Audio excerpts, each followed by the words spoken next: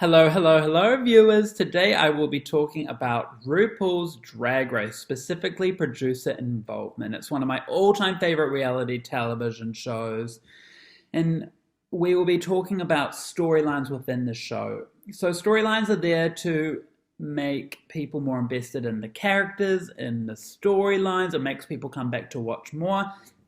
There's a lot of reason why storylines are important. One particular type of story is the winner's edit. So there are different types of edits, which I will talk about. So it's important for a winner to have a journey to get from point A to point B. It's what makes it interesting. It's what makes someone likable. And you want a winner to be likable, no matter what type of winner they are.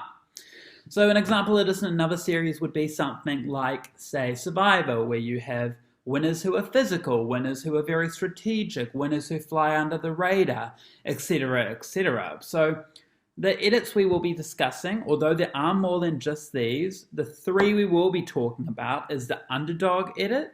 We'll be talking about the young, fashionable, out-of-the-box queen, and then we'll be talking about the safe to success edit. In terms of the underdog edit, we can use three queens or three winners in this instance. So we're talking about Sharon Needles from season 4, Jinx Monsoon from season 5, and Evie Oddly from season 11. So these sort of winners are out-of-the-box queens, unique. They've got an interesting perspective outside of what the normal queen would look at. And usually around this character we have a villain. And usually in the case of the underdog, it's someone with a more traditional view of drag, more pretty drag. So for Jinx Monsoon, it was Roxy Andrews. For Sharon Needles, it was Fifi O'Hara. It was Silky for Evie Oddly, etc., etc. So they do well in the competition, but they are mostly dismissed, even though they do well. And usually there's a couple of people who kind of see it for what it is, but for the most part, they're just automatically dismissed. Every single one of them usually has a lip sync that really proves themselves in the eyes of A, the audience, and B, the other queens. And they are really likable winners. They're fun to root for, and more fun, of course, to root against the villains.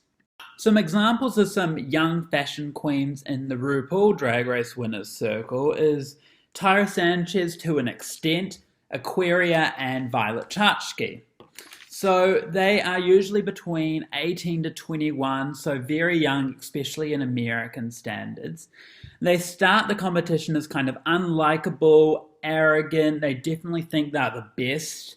And usually throughout the experience, as time goes on, they get humbled by the experience and meeting all these drag queens from different walks of life and grow up, become a lot more likable, and that's their journey.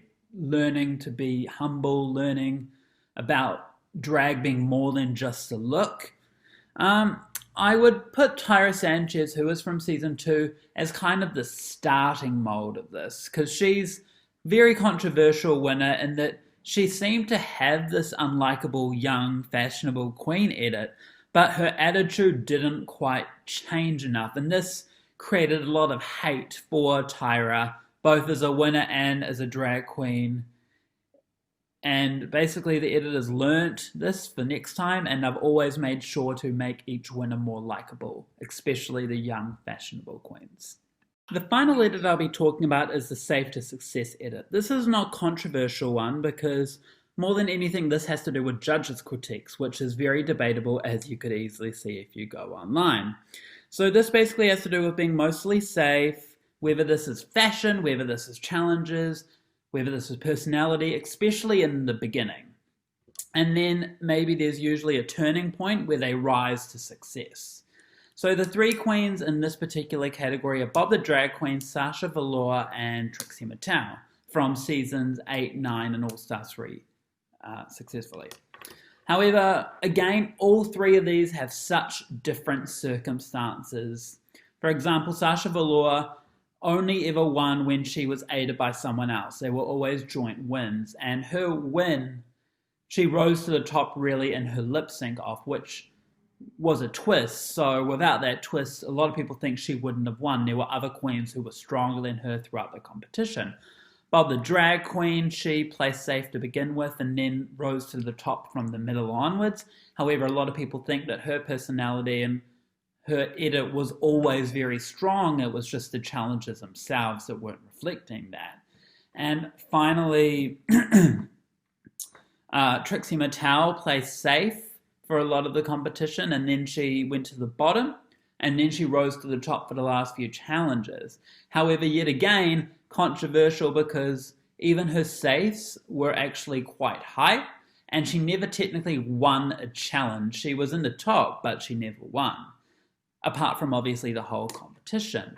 So that's all I've got to say about edits. Overall, to conclude, I think there are lots of different edits. No one is particularly the same, but they are all valid.